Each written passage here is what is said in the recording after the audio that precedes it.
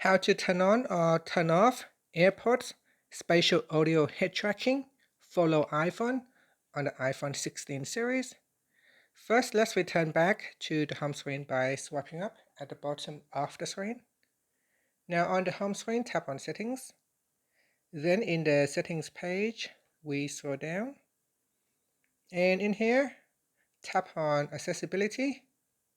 Next, we scroll down to the bottom and then tap on AirPods. Now scroll down.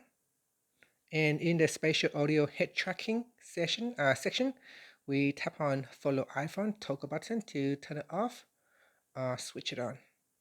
Here's when Follow iPhone is on, spatial audio for supported movies and TV shows will sound like it's coming from your iPhone instead of following your head movement.